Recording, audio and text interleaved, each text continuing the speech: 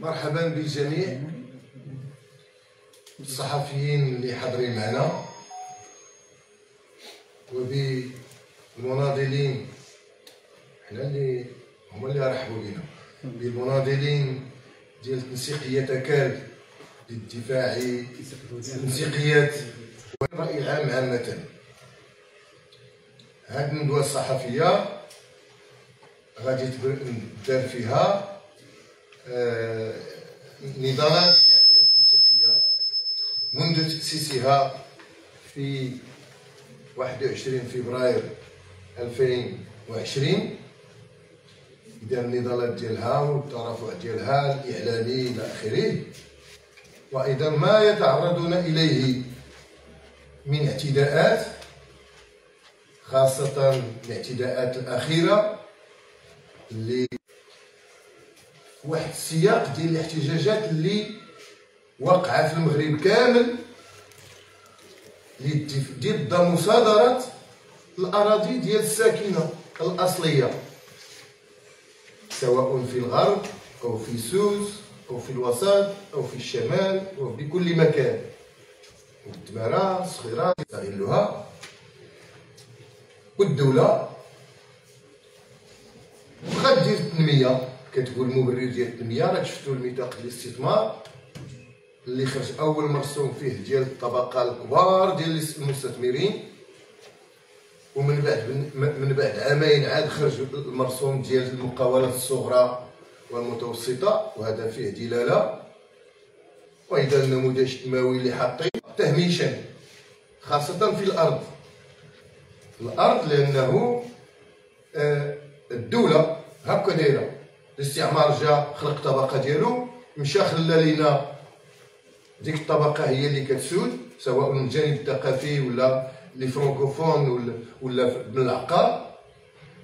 ملي مشات الدولة، ملي مشى الاستعمار، خدينا هذا الاستقلال المنقوص. من بعد ما جايش التحرير وتعطات لواحد النخبة أخرى باش تكون طبقة ديالها حاكمة، يعني اللي تساندها، تعطات ليهم عدة تسمى خدام الدولة.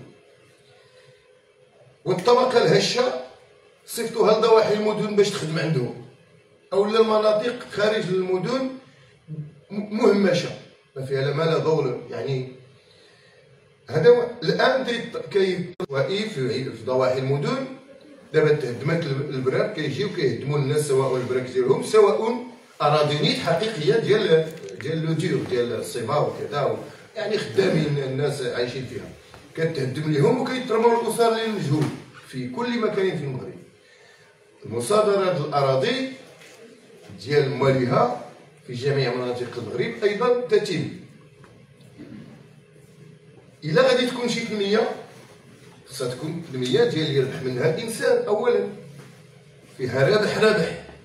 حتى واحد ما ضد التنمية، والإخوان في التنسيقية ديال الويديان الثلاثة ماشي ضد التنمية ديال البلاد، ولكن خصهم التنمية، راه هما الأولين وماشي الفاسدين. الريات كتمشي ابتداء من الحكومة الملتحية إلى اليوم، إلى الحكومة تخنش. هذا وضع. إذا نرحبوا بالأصدقاء اللي جاوا من الداخلة ومن العيون ومن بوجدور وسمارة وطنطان وودنون، هادشي اللي عندنا في اللائحة ديال هذا. دونك حنا في الحزب الاشتراكي الموحد تنساندوهم بمبدئية، سواء المجلس الوطني للحزب اللي دار بيان اللي معروف راه عارفينه الإخوان، سواء استقبالهم في البرلمان، سواء الندوة الصحفية اللي كانت، سواء الندوة حول المسألة العقارية والقيادة الويديان الثلاثة، راه أصدقاء ديالنا ومواطنين بحالهم. حنا تنأمنوا بالمساواة، حنا مغاربة كلهم المواطنة تجمعهم. إذا ما غاديش نطول في هذا اللقاء، كاين البرنامج باختصار. من بعد هذه الكلمة غادي نقدموا أولا عرض فيلم كشف وثائقي على عرض فيلم كشف المستور فيه 11 دقيقة، ومن بعد غادي ياخذوا الأصدقاء الكلمة كل واحده وزعوا الامور ديالهم باش يهضروا على الملف، المعطيات الميدانيه والخلفيات النظام والرأي. اذا ندوزو لهذا الفيلم مباشره.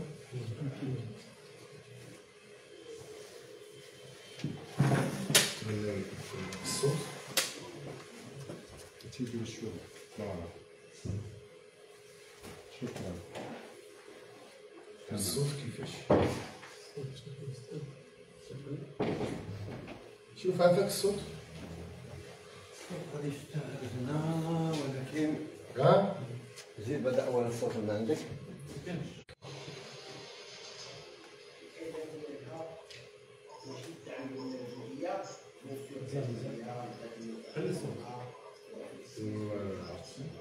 الصوت عندي على الحد ديالو هذا. الصوت ما كاينش. الصوت ما كاين في اليوتيوب.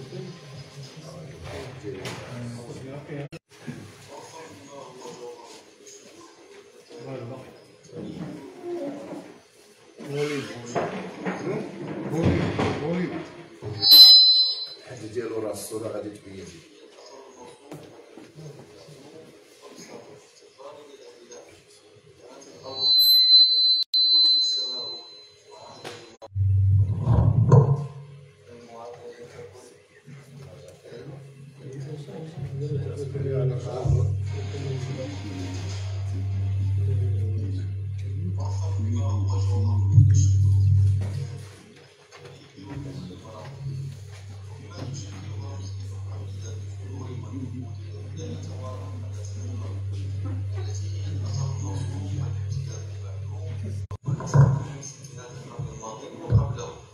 اسم التنسيقيات واسم المواطن يشدوا بحال هكا الزحف الأملاك الإسلامية على أراضي هذه الساكنة من عنده أمور البطالة وأمور التهميش وأمور الضغط على الإنسان ما قد يعبر بأي حالة قد يقول هي سوية شنو هي. شهدت هذه القراية معارك واحدة تاريخية ونضالية لساكنة هذه الأراضي بوجه المستعمر الإسباني حتى فرضوا عليه صيغة أنسب والماضي موثق بشهادة الحق.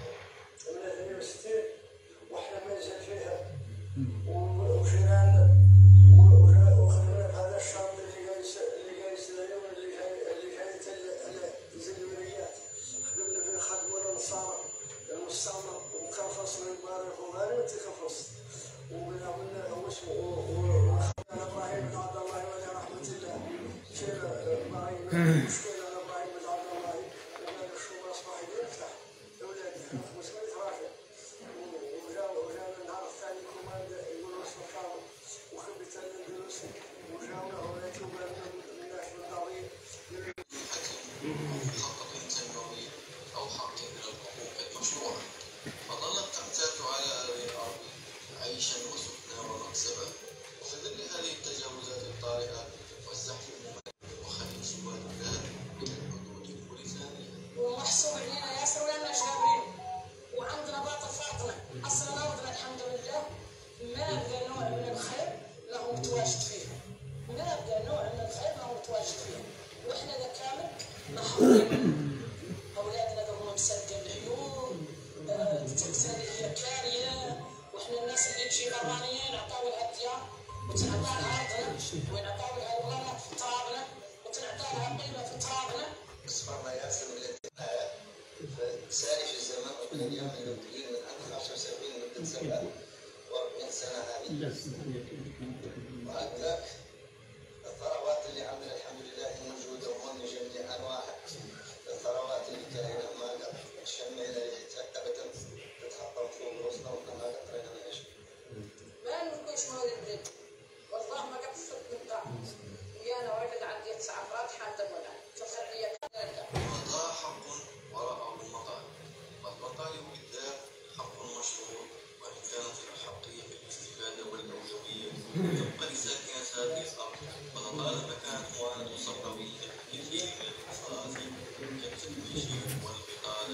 وحققت شيء كما تحقق القوانين الوطنية والثابتة لحقهم الإنساني.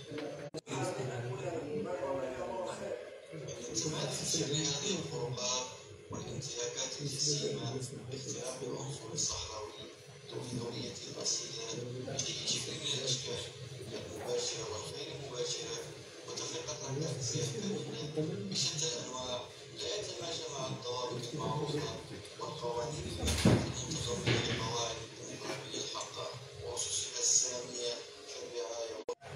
ولا ننسى فيها الحق واللي عندهم المدينة فوق واللي عندهم الذكاء فيها واللي عندهم الحياة فيها.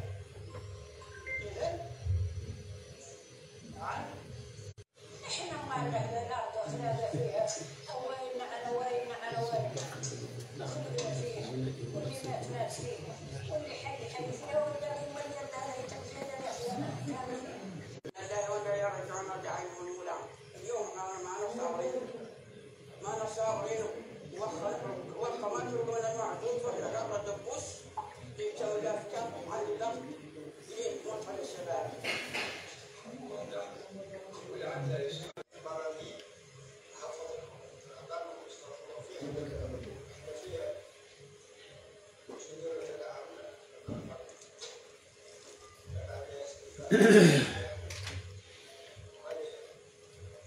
عند السلاح وجدود وجات الدول متكلمين ولا هم قوايد. صار الروسي وعندنا لا يعدل لا روسي لا رجال لا غير ولو مبارك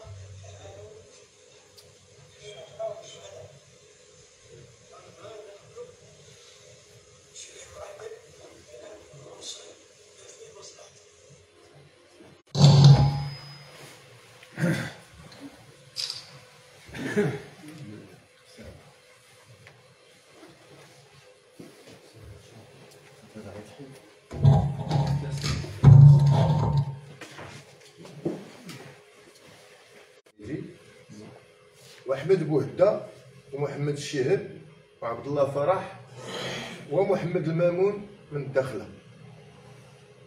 كنطالبوا باش يعني مع المناضلين والمدونين يعني الجادين عمر رضي سليمان الريسوني توفيق بوعشرين وكل الصحفيين، وندعو الى اطلاق سراح كافه معتقلي الحركات الاجتماعيه والمواطنين. تشدوا 10 ولا 11 اكثر من عام تحقيق وما عرفتش هذا الشيء واقع. على اي هذا اذا بعد هذا الفيلم كشف المستور سنكشف المستور مباشره من طرف المناضلين اللي حاضرين معنا على المستوى المحلي وعلى المستوى الجهوي باش نلقاو شي مشكل.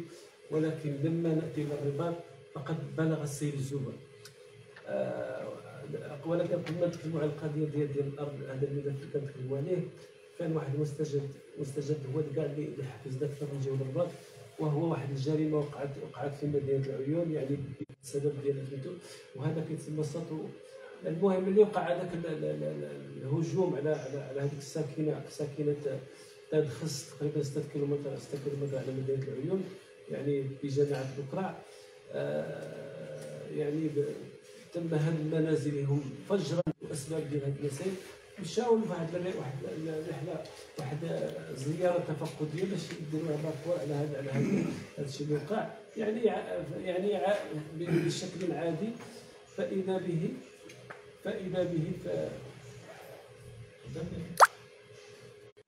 الكوري التلميذي وفرح عبد الله مشاو يعني كما العاده باش يشوفوا الامور كيفاش كتمشى. فاذا بهم يتفجرون في اي مكان بواحد جوج ديال واحد الكابيسه. يعني حتى السبب وعلاش وكيفاش يعني لحد الان حنا كنستنكروا ما عرفناش علاش هذا الانتقام وهذا الحقد يعني في هذا الامن. وهنا نحمل المسؤوليه لولايه الامن اللي يعاني كذلك. الاخ فرح هاد الاراضي هذاك نهار السبيطار كذلك كانوا كيرسلوا لي شي هاد لي كود ديال التراكس ديالهم سميتو يعني.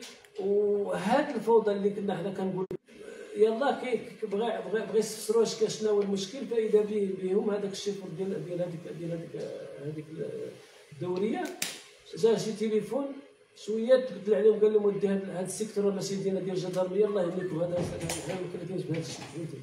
اذا شكون اللي وراء هذا الشيء؟ المسير على يكون وراء ولا قدامه. حنا كنعرفوا هذوك الجوج عندنا هو هاد تقريبا شي داز عليه شهر الاخوان داروا الشكايه ديالهم عند وكيل العام وعند وكيل الملك ولحد الان لم يحرك احدا ساكنا. يعني هذا عنده تفسير واحد، تواطؤ ديال السلطات مع هذه حنا كنسموها مافيا اللي دارت هذا المشكل كبير يعني. ومن بعد هذا الشيء ولحد الان راه عنده مشكل ديال السن وعنده مشكل ديال سميتو، وبقينا كنطلبوا فيه وجبناه بالطياره حتى لهنا غير باش يكون شهاده حيه لما وقع ولما يقع في الجنوب. راه عندنا كوارث في من اللي قد خلق سابقا، اللي الله اعلم مازال لا يخلق. الحاصل احنا كما قال لكم الاخ احمد سالك، مشينا نتفقدوا احوال هذوك جوجهم اللي هما معروفين، سمى محسن السرغيني ومع هذاك الاخ الثاني اللي معروفين، ومعهم مجموعه ملثمه. وبداوا معنا المره الاولى يسولوا على المغاربه ككل شي يقولوا في هذا الشيء هذا. الحاصل فوجينا بهذوك الناس اللي كومايا وبداوا معنا بذاك الدرب المريح، وكان بعضنا الاكثريه منا نغمى عليه، وجاونا مسائل تعسفيه واحد الموجع، وله انا نتبع الطبع على اسبابها. الحاصل احنا هاد الكرفس اللي كرفصنا، وهاد المهم الطريقه اللي جاونا بها احنا كاع ما عرفناها، لانها هي خارج المدار الحضري 6 كيلومتر خارج المدينه، ولعبت هذه المنطقه دخلت الحضاره. احنا ما نعرف لا شيء لان منين عيطنا شدوا النوادي والتكاملات خلوها واقع على الدص، وحنا خلاونا مغني علينا وانسحبوا بطريقه سريعه، وهم الاكثر منهم ملثمين، الا جوجهم ملثمين. هذا هو الواقع. ونقيسوا الوكيل يدير معنا التجواب ويديروا معنا العداله، الاجراءات اللي لازم تدار، وهذا هو اللي معروف. اما باش تتصل بنا عصابه وتبدا تكتب فينا في الخلوات وتحيد لنا هواتفنا وتشد لنا روايضنا وتخلينا، وانا نقسم لكم بالله وراني قلتها شحال من مره، لو كان ما بي خوف من الله تبارك وتعالى نعود قاتل النفس لحتى ننتحر، لاني انا ما بقات عندي كرامه ملي شيباني عندي 80 سنه يجوني براش منفرتين المدينه، وهذا هو الوقع. والسلام عليكم ورحمه الله. شكرا الاخ مامون. كنجدوا التضامن فرح باش يعطينا يكشف لنا المستور فيما يتعلق ب الله يستر المستور. هذا يبقى مستور. لا ما يبقاش مستور، الصحافه شي ووادي الذهب وفاعل الجمعوي واحد اعيان قبائل الصحراء. نعم نحن ذوي الحقوق القبائل الصحراويه المتضرره من هاتها عاد تتمس وتهدد السلم الاجتماعي. نعم كيف قلت احنا هذه الاراضي مختلفه تماما عن بقيه العقارات الاخرى اللي معروفه عن ذلك، حتى الاستعمارات المتتاليه في الاستعمار الاسباني والفرنسي يثبت ذلك. الاملاك المخزنيه المحتله، انا كنقول لا المحتله ونازعه الملكيه من المواطنين وذوي الحقوق الصحراويين بالاقاليم الجنوبيه والاقاليم الصحراويه، حقهم مشروع وعادل. احنا نطالبوا بأن أرضنا تبقى لنا، ما كنلوثوش، ما نجمد حد فينا أرضنا. الأملاك المخزنية حتى بالطريقة اللي عاد تغذي بها أرضنا وتغذينا نحن حقيقة هذا غزو جديد. شنو ردت؟ تقول له أتينا بما يفيد، هي مبحث عنها الاستعمار الإسباني من أجل تغربيط ومجل الوحدة الوطنية، ولكن هذا ما بينا. بما أننا وجودنا وصمودنا في الحر وفي الشمس وفي شين السعد وفي التضحيات ضد خوتنا وضد ضبابنا في البوليساريو ماشي مشكل، مشينا معك مسيرة القضاء، أتينا بما يفيد رغم كامل إلى هذه المنطقة، منطقة قنطان اللي دخلها الاستعمار بحماية أو إنشاء منشأة عسكرية تسمى آنذاك بوست إسبانيول، يعني مركب عسكري في 1940. قبيلة من حق كل حد يسول عنه، سميتو سولدار كازيز كوميرس دو أورلاندو في 2016 صيفطنا هي الوثيقة. هالشي كامل هي القبيلة والقبائل الصحراوية عندهم وثائقهم كاملة، ولكن غير حبينا ننوروا الرأي العام وننوروا إلى هذه الأرض. بخاف من الله إذا كان شي حاجة أخرى، لا إله إلا الله، إذا كان شي حاجة أخرى بغات الأملاك المخزنية والله اللي كان يدفع الأملاك المخزنية يقولها لنا. إذا كان هذا الجهاز والله هذه الأيادي الخفية كتدفع هذه الإدارات، إذا بغات شي حاجة أخرى من الأملاك المخزنية ولوبيات العقار كفانا الله شر المؤمنين. ما بغينا كعفوا نتنازعوا مع حد، ما بغينا نتنازعوا مع حد. وجينا بمظلة ما يسمى بالمشاريع الكبرى. الله المؤمنين شر القتال. وكفى الله شر المؤمنين شر القتال. صدق للدكتور فقيه، شكرا جزيلا. قلنا عن إذا بغات الأملاك المخزنية تحت مظلة المشاريع، كل الصحراويين والمغاربة بشكل عام يبغوا المشاريع ويبغوا التنمية وخدمة الوطن والازدهار والتقدم، ولكن بشروط وبرد الاعتبار. احنا ماشي ضد المصلحة، ولكن المصلحة هم اللي تعود مقيدة. أنا ما تجيب لي قطري والله إسرائيلي والله إماراتي وتعطي في الآلاف من الهكتارات تحرم هذا الراعي وهذا الراعي واللغم ما كانوا يسرحوا، تحرم احنا ما نقيسوا، ما تعطيهاش الإماراتيين. دبر راسك إذا كيسالوك شي يبيع لهم شي، ولكن تعالوا نحن، ولا تعطيهاش للإسرائيليين. احنا في البداية قلنا عندنا ما نربط المشاريع، ولكن المشاريع تخدم الوطن والمواطن المغربي. إذا كانوا يديروا مؤسسات تعليم يا هلا، احنا مجهزين ونساعدوهم مالنا كيف ساعدنا جيش التحرير، عطينا الجمال وعطينا التنوات وعطينا الدم وعطينا الرجال، ما طلبناه ولا قررناه لحد. ولا أكثر من ذلك، حتى تضحياتنا كيف قلت عندنا الوحيدين وكنقولها أمام الملأ وبغيت هذا الصوت يوقع، عندنا الوحيدين في هذا العالم اللي قدمنا تضحيات جليلة من أجل الحفاظ على الوطن. نحن هم الصحراويين والقبائل الصحراوية، لأن حملنا السلاح ضد خوتنا وأعمامنا وولاد عمنا وإلى يومنا هذا الزمن.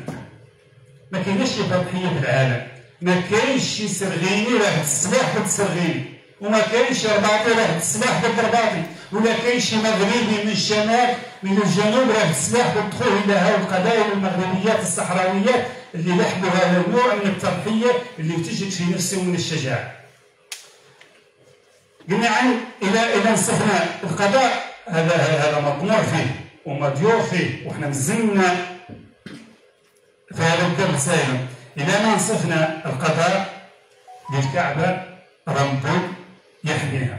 احنا راه النقل الجنوبية راهو صوتنا معدوم، راه ما نصنف لنا حد، ولكن قلنا هذه المعركة المشروعة والعادلة إلى حزب من أحزاب التي تسير هذا الوطن والعمل السياسي الديمقراطي، الحزب الاشتراكي الموحد الشجاع. أنا كنقول لكم من هذا المنبر حزب إن شاء الله قوة عليكم. شكرا جزيلا. الله يجزيك. شكرا.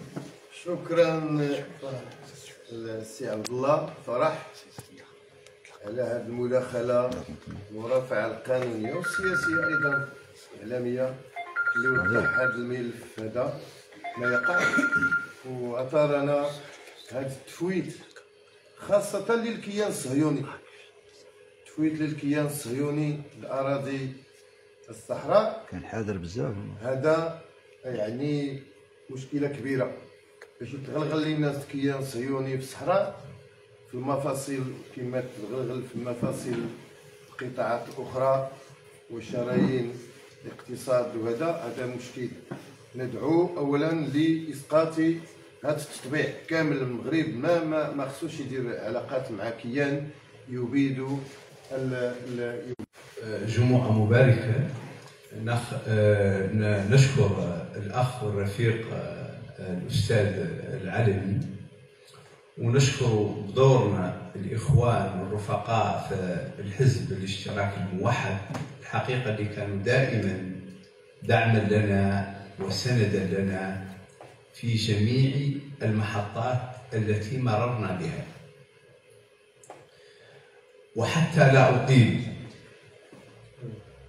نقول للأملاك المخزنية كفانا مصادرة للأراضي الصحراوية.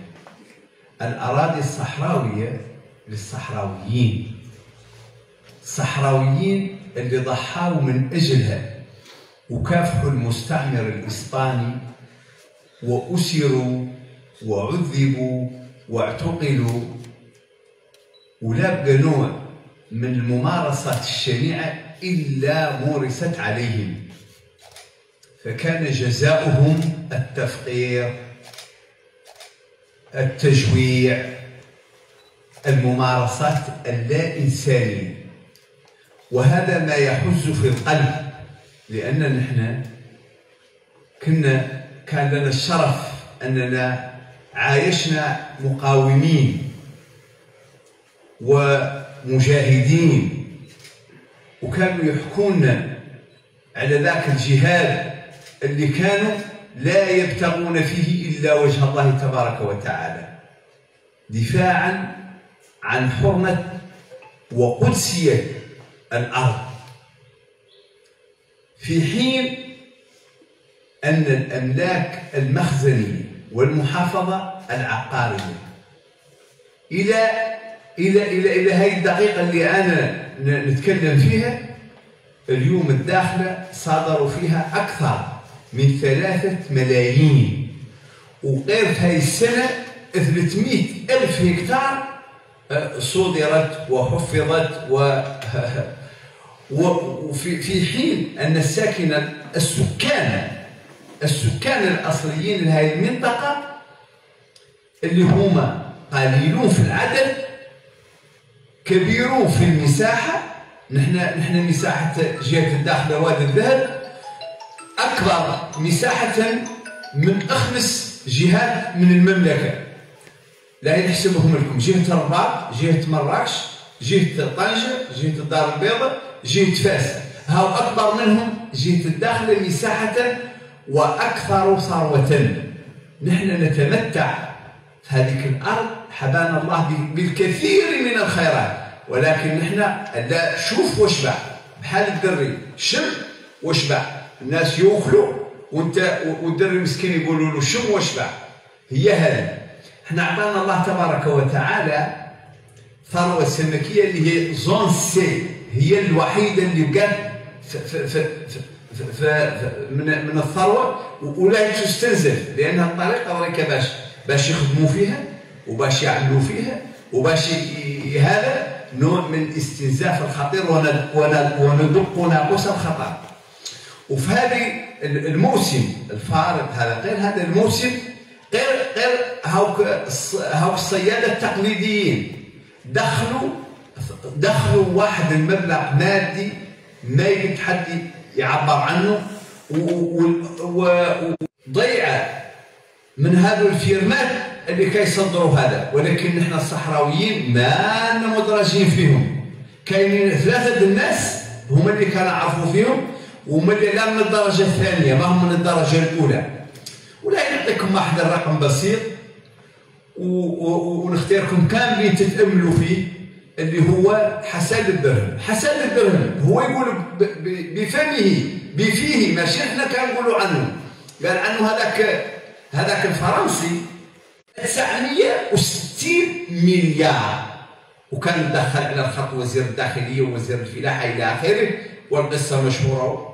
ولكن لا نحن لنوضح حتى ننير الراي الداخلي والوطني بهذا الشيء اللي كيخرج من عندنا. نحن جهه الداخله وادي الذهب عند السياحه يوميا ندخل العمله الصعبه. نحن يجونا السياح ماشي يجونا السياح ديال الفشوش، اولاد الفشوش الاغنياء والاثرياء. ويمكن لي نعطيكم واحد الرقم على ان داخله وادي الذهب لا زالت الى يومنا هذا الواد الحار والماء والى اخره. الان انا نبقي نتكلم لكم عن الواقع. منين يمشي واحد دار ما يقدرش يخرج، الطريق كلها محفره، الطريق كلها مدمره. نحن نقولوا هذا من جانب السياحي. نحن اعطانا الله واحد كبيره من الحجم الكبير تمرق لافريقيا، لان نحن بوابه افريقيا. نحن اعطانا الله تبارك وتعالى في ارض تيرس كلها يخط عليها يديرها تحت خطين، مليئه بالذهب والالماس والمعادن النفيسه النادره. نحن اعطانا الله في اتجاهنا مباشره مع الجزر الكناريه جبل يقال له جبل تروبه، ويحتوي على يجب ان ينظر اليهم بنظره تليق بمستواهم وبما قدموا وبما لديهم من ثروات. هذه 3 نقط نحن نحب على ان الناس ديالنا ياخذوها بعين الاعتبار. ياك ما طولت؟ لكن طولت باشا. صحيح نختم كاع ياك؟ لا مرحبا. صحيح. عذرا ربما ان الوقت ديالي عندي مزيد، ولكن انا اعتذر والسلام عليكم ورحمه الله تعالى وبركاته. شكرا الصديق الماموني على هذا التدخل القيم. ويعني تيبان غير من خلال هذه التدخلات اللي كانت ان الناس يطالبون بالعداله الاجتماعيه وبالتوزيع ديال العادل للثروه وبحقهم في الارض وفي الباطن وما في باطن الارض وفي البحر. وهذا حق مشروع يكفله يعني المنطق منطقيا. تنسيقيات محارب الفساد هادشي راه كاين، وبغات تحافظ على القبيله اللي كاينه في الصحراء، اللي هي قبيله يعني متحركه ووطنيه.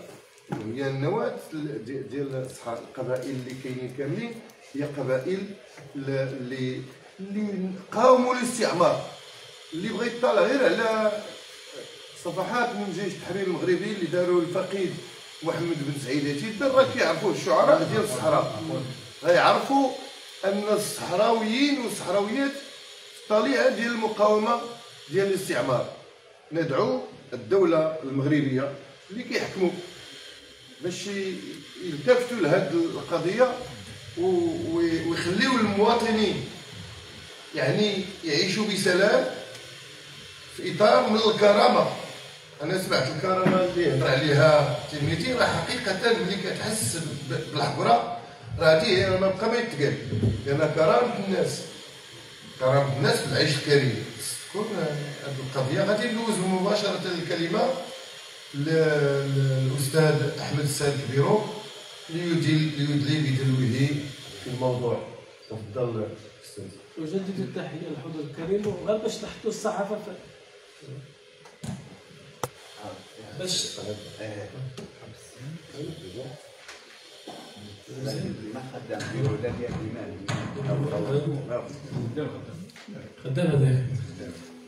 غير بالنسبه للجسم الاعلامي الجسم الصحفي باش نحطوه في الصوره وربما نقولوا نعرفوا بتنسيقيات الوديان 3.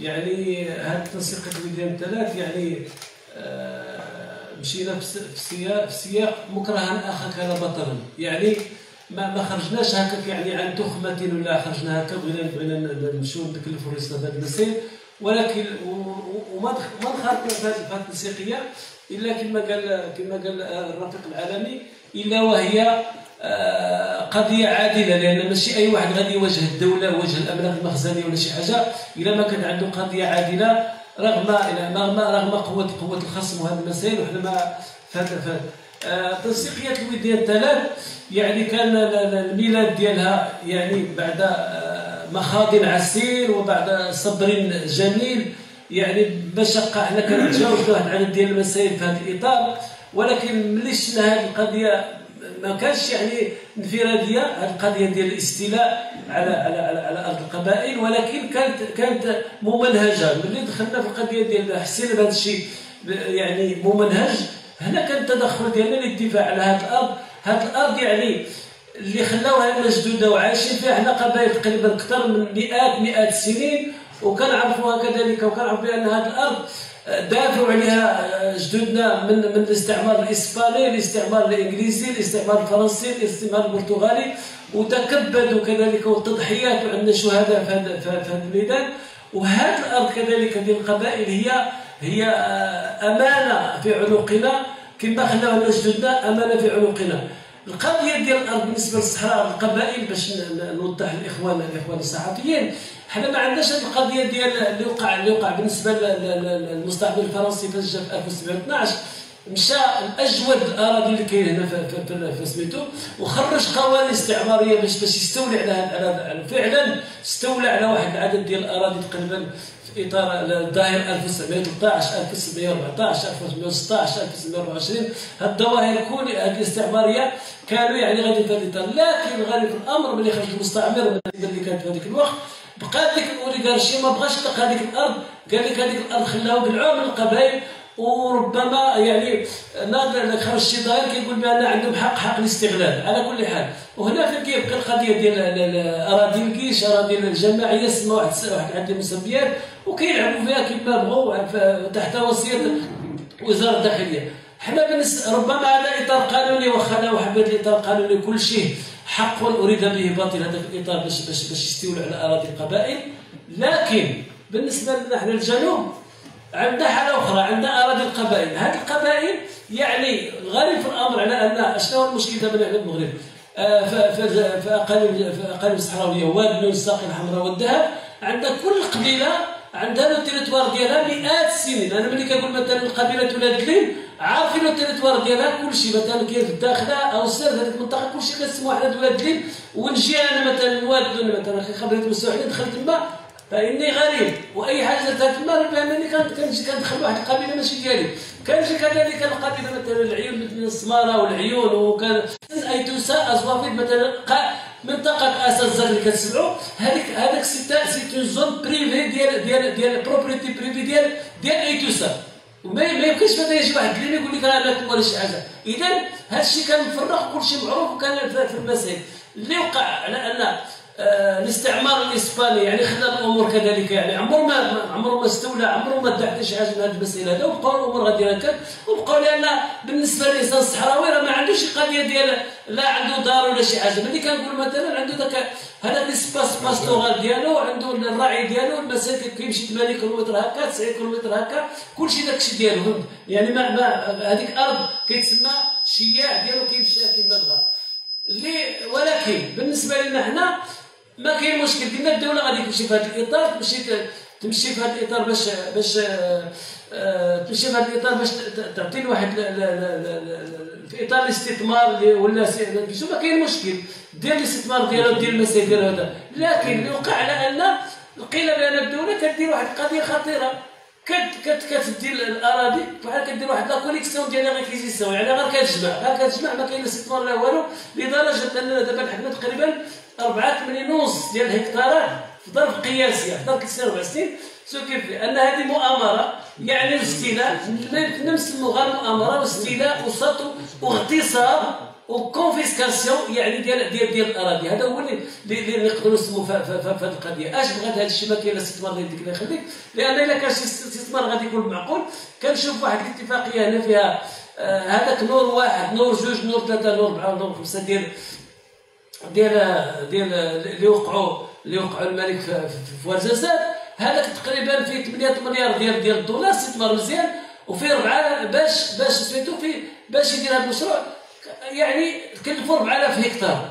انت ملي كتجي مثلا تقول لي 800,000 هكتار 600,000 هكتار فين غادي يعني فين بسير هذه مصادره ديال الاراضي وغاديين بحال السرطان غادي خصهم غير يبقاو ياكلوا في الارض هكا.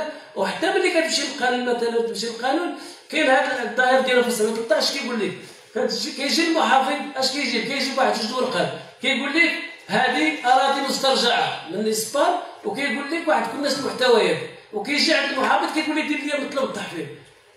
بديك القوه وديك السلطويه ديال الدوله مسكين المحافظ كيمشي معاهم، المحافظ اللي ماشي معاهم كيحيدوه. يعني غادي واحد السلطويه المخزن غادي واحد السلطويه خطيره بالنسبه لنا نمشي. وقعت المحافظين تما ما قبلوش داك الشيء ديالهم لان غير قانوني، لان خصك مستند. وكيقول لي عطيني باش مدير المخزن كيقول لي عطيني باش الدوله عندها هذا الشيء. لا شيء عنده واحد الورقه كيقول بانه اراضي مسترجعه. انتهت الاراضي الا كانت مسترجعه كتقول بان هذه الارض لم تكن خلا، كانت فيها اموالها وكان فيها الناس ديالها وكانوا سميت هذا. هنا كيجي كيقول لك مثلا كيف هذاك المطلب ديالو كيقول ارض عاريه. واش مثلا يقول لك هذا الحاله ارض عاريه. وشحال كيحفظ هنا 264,000 هكتار. يلا يعني هذا كيتسمى يعني السطو، كيتسمى استيلاء، كيتسمى اغتصاب. حنا كنسموا كاع بالدرجه اغتصاب ديال الاراضي ديال الناس. لان علاش حتى ما نقولوا مثلا اسبانيا خلات هذيك الارض، ولكن اسبانيا خلات هذيك الارض ولكن خلات واحد الاتفاقيه ديال الثلاثيه ديال 1975 كتقول فيها بالضبط، كتقول اتفاقيه بينها وبين المغرب وموريتانيا وصات على هاد الناس خرجت. وكذلك بالنسبه لمنطقه سيدي فني نفس الشيء في 1966 خرجت والتزمت مع المغرب بانه خصو يحافظ على ذوك الناس والمصالح ديالهم الاقتصاديه والتاريخيه يعني المشروعه ديالهم. فاذا الدوله المغربيه والدوله المخزنيه دابا جات يعني خبطه عشواء كدير داكشي اللي بغات ودير ما بغات في المنطقه في هذه المنطقه. والخطير في الامر من هذا الشيء كامل هذه الدوله اللي كنا حنا كنتسناوها مثلا تطبق القانون وتطبق المسائل ديال 169 بشان الشعوب الاصليه والقبليه في البلدان المستقله، وخاصه الماده 14 و15 و16 و17 المتعلقه بالارض. كاين عندك الناس تحق عليهم ماشي تحيد لهم الاكسبروبرياسيون، تحيد لهم الارض ديالهم حتى الا عندك مصلحه في اطار القانون في اطار المسائل هذا. يعني كاين واحد النهب انا لا اسميه الا اغتصابا. انا الصراحه ما يمكنش نقول هذا المسألة نقولوا هذا اغتصاب ديال الارض ديال. وكذلك اعتداء على الملكيه الخاصه. بالنسبه كذلك الخرق قالوا كذلك ديال القانون 81/7 المتعلق بنسبه الملكيه من اجل المنفعه العامه وخاصه الفصل 2. وهنا حتى بالنسبه وشهد شاهد من اهلها ملي مشينا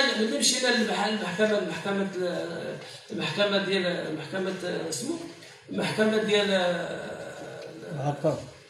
لا النقد من سلاح محكمه النقد خرجنا حكم. هذا الحكم اش كيقول؟ هذه وشهد شاهد من اهلها محكمه وانصفتنا محكمه النقد انصفتنا. اش قالت الدوله المغربيه؟ ولكن ما عندنا لا قضاء لا مربي، لان ما دام الاحكام لا تنفذ، لان سوبر دوله سوبر مخزن ما ينفذ ما والو ويدير داك الشيء اللي بغا. والتعليمات كيجيو للمحافظ والتعليمات يجيو لمدير الامانات المخزنيه بغيت 400 هنا 400 بغينا لاسرائيل بغينا الامارات وجد لي واحد السيت فونسي غنديرو هنا وبقاو شافوا داك التعليمات. اش كيقول كتقول المحكمه؟ كتقول ان طالب التحفيظ يعني الدوله المغربيه ما دامت لم تدلي امام كل حجج المتعرضين باي وثيقه تفيد ان العقار موضوع تعرض تابع فعلا لسلفها اي اسبانيا لانه ديالها وقد انتقل اليها بموجب اتفاقيه الجلاء، فانه لا يمكنها ان تتستر وراء مبدا السياده لتبسط نفوذها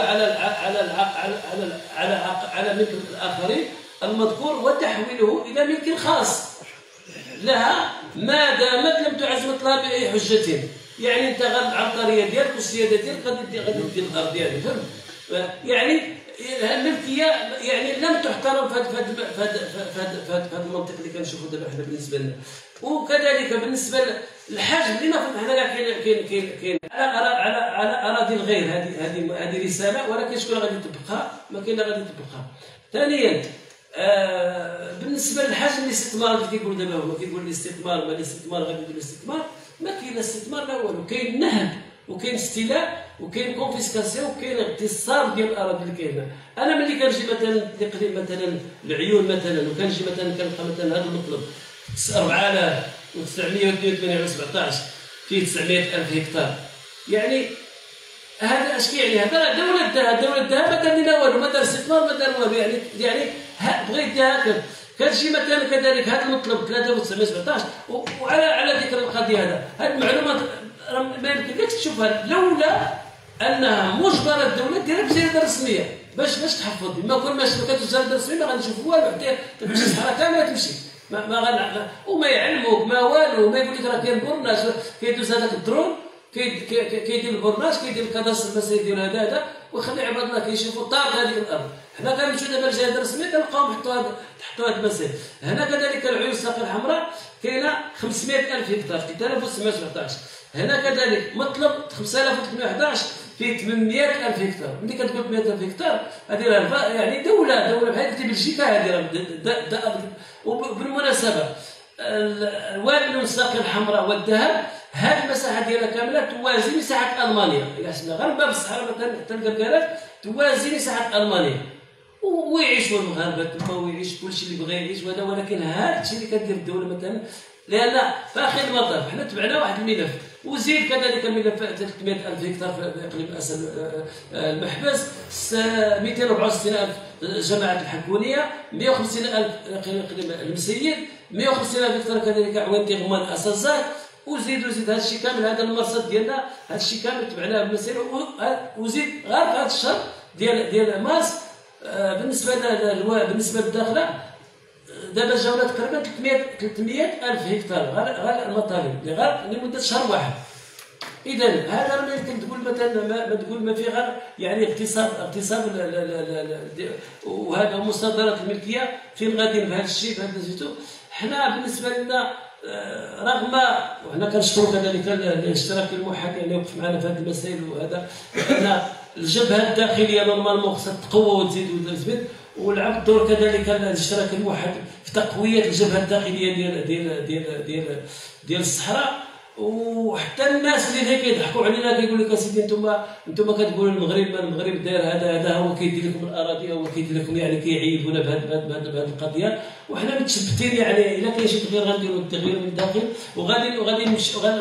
والمطالب ديالنا ان الدوله تنزل على الارض وتدي لنا اطار قانوني لهذه الاراضي باش نعرفوا كيفاش ندو قانوني سواء في البرلمان ويخرجوا مثلا مشروع قانون ولا مقترح قانون باش نعرفوا ونكونوا في اطار. الا كان استثمار في اطار رابح ماشي انا يجيب لي الخارجي ويجيب لي هذا العم الامام ديك المره موالف واحد الارض كيمشي فيها تقريبا هو الابل ديالو كيسرح وداك الشيء في واحد المنطقه كبيره، فاذا به واحد البلاصه كيوقفوا شي وحدين هو موالف كيلقاها خاويه.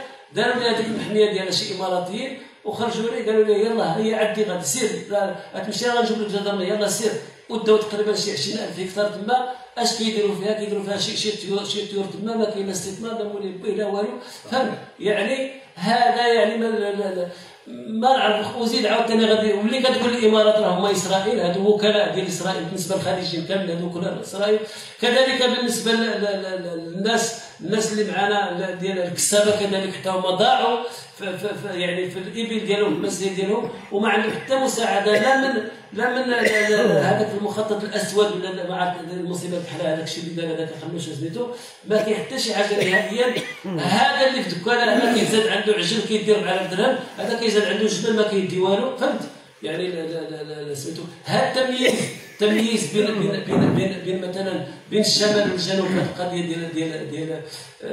ديال الاستفاده وليسيبونسيون هذو ديال ما كيستافدوا حتى شي حاجه ويعانوا الامر، الماء ما كاين، الجفاف الترونسبور كذلك، لان هاد الناس ديال الكسابه ديال اسمو يعني ماشي العيشه ديالهم ولا شي حاجه، راه ما كيعيشوش في الفيرمات، راه منهم السماء منهم الرمله، فهمت؟ يعني ماشي شي حاجه غادي يعيش مثلا شي فيرما ولا يدي داك الابره كيبقى تابع الابل ديالو حتى لحدود موريتانيا ويرجع مسكين، وهذيك المعاناه ديال سميتو كاين اللي كيموت تما وكاين اللي سميتو كاين اللي يعني هذا سميتو يعني بصفه عامه راه شرحنا الامور بصفه عامه من خلال الاسئله ديالكم. الا كاين شي حاجه ولا شي حاجه نجاوبوا على الاسئله ان شاء الله، وشكرا. جزاك الله شكرا. موجود يا حسن.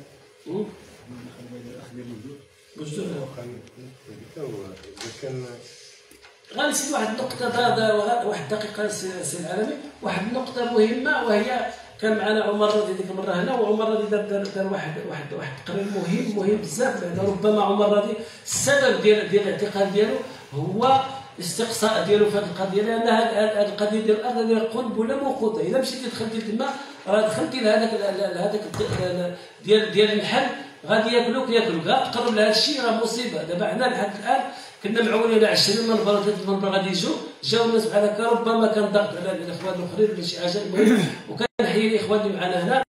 عمر راضي دار واحد البحث مهم يعني، وهذا هو السبب علاش اعتقل السبب علاش السبب كاين الماجدي، كاين داك الاخر بن جلول، وكاين بن جبرون بن الرضا، هذوك الاسامي اللي كنعرفوا سميتو هذا، داو هذيك الارض وداو دابا كيبيعوا تما المتر كاري كيبيعوه ب 3 مليون، الفيلا تما 3 مليون و4 واش كيبيعوا تما في هذه المنطقه.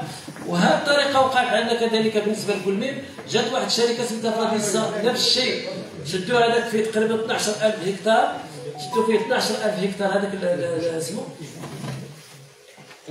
هذاك اسمه لا البوش، هذيك 12000 هكتار في كلميم، نواحي ديال الشاطئ الابيض، منين حفظوها وقدوا هذاك الشيء، جات ديك الشركه دارت فايت ولا جات كانت في اسبانيا، غادي يرجع هذاك التيتر الاملاك المغسله غادي تشدو، ومؤخرا عطاتو الضحى بدرهم رمزي.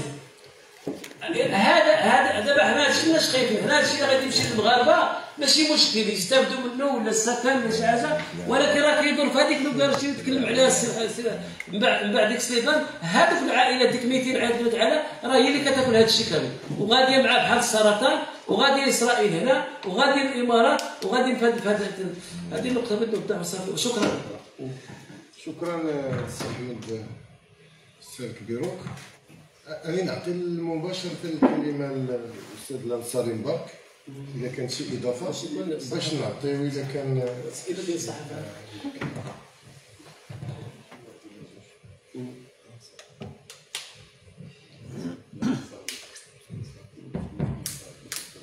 السلام عليكم ورحمة الله وبركاته. نشكر الصحافة على هذه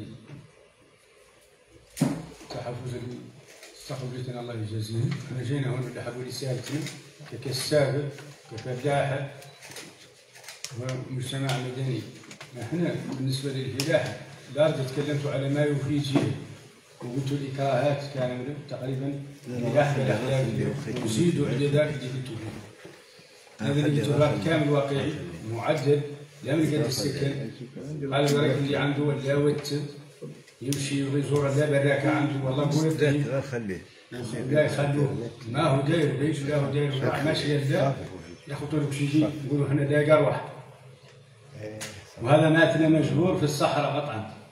بالنسبه لاطار الكسر، اطار الكسر هنا نعانوا من ياسر، نعانوا من قله اليد القصيره في الفلاحه، اليد القصيره في الماء مع انه جابرين، واليد القصيره في الكوبات اللي يعطوا، واليد القصيره في الريزو. اليوم الحمد لله الريزو عاد موجود وعندنا مناطق هذيك الريزو ما هو فيها، وتمشي له مفقود ولا رجعت النهار انا كنت لان الريزو ما هو فيه.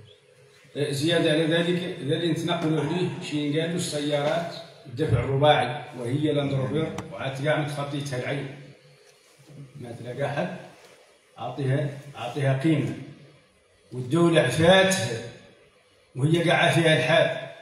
الدولة عفاتها، ومنين لحقت 2015 رجعت لنا الضريبة نفس الطريقة هما اللي عندنا، فتراكمت علينا الضرائب و10 سنوات من الجفاف ما قطرينا فيها دعم.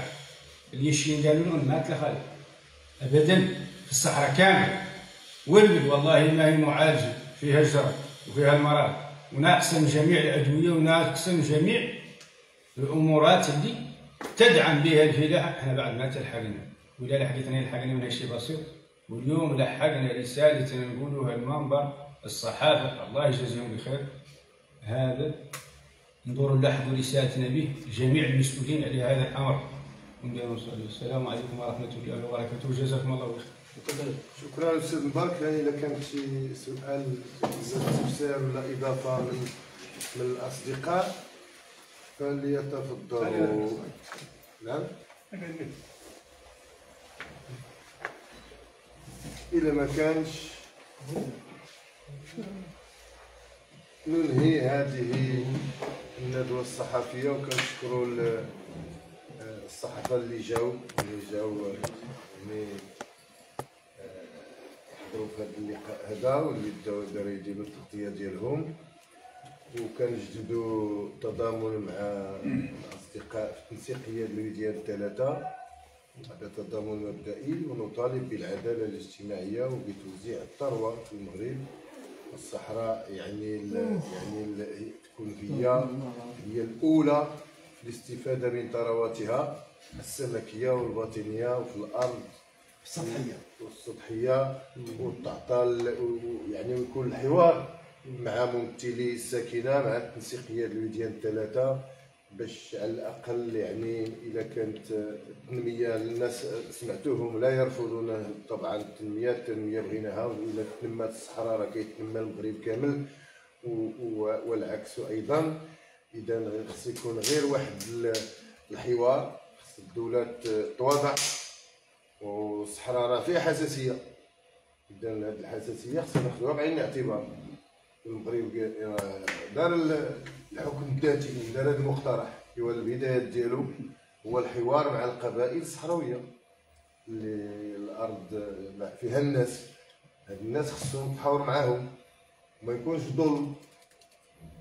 وكنتذكر يعني الرفيق بن سعيد يتيدر اللي كان غيدير واحد الندوه دوليه على قضيه الصحراء اللي كان غيستدعي ليها، حتى جبات البوليزاريو الساقيه الحمراء والذهب وعموم يعني التنظيمات اليساريه سواء في المغرب ولا خارج المغرب. الناس اللي كيعرفوا وكيخمموا لانه القضيه راه قضيتنا طبعا عادله، لكن لا يكفي ان تكون عادله الا ما كانش يعني الحوار مع الساكنه. ودونك نتمنى ان يكونوا حكماء اللي يشتغلوا في هذا الشيء، وحنايا الوطنيين هاد الناس وطنيين راه عبروا عليها قدام، يعني تعبروا عليها دائما،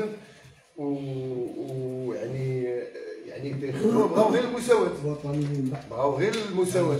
ولكن واحد القضية هي انه الخريطة السياسية عندكم راه كتعرفوا راه المشاركة السياسية مشاركة، يعني باش نتوما اللي غادي تسيروا المنطقة ديالكم ما تسناو واحد فاسد يسيرها. انا معروفين شنو واقع تما تما لهنا صحيح في المغرب كامل. اذا هذيك المشاركة السياسية راه خص يكونوا فيها الناس المناضلين والوطنيين واللي عندهم مبادئ وقيم. هذا هو. دونك كنهيو هاد الندوة الصحفية، وكنشكروا الحاضرين ومرحبا بكم في اي وقت. احنا معكم مبدئيا وبدون شروط، يعني على اساس انه بغينا بلادنا تقدم، بغينا التعليم ينتشر في جميع المناطق، بغينا نحترموا القبائل راه الحامله القيم وعندها تاريخ ديالها، وحاربت ضد الاستعمار الاسباني. هذا واقع، هذا كاين. اذا شكرا للجميع وتحيه لكم كاملين وشكرا. جزاك الله.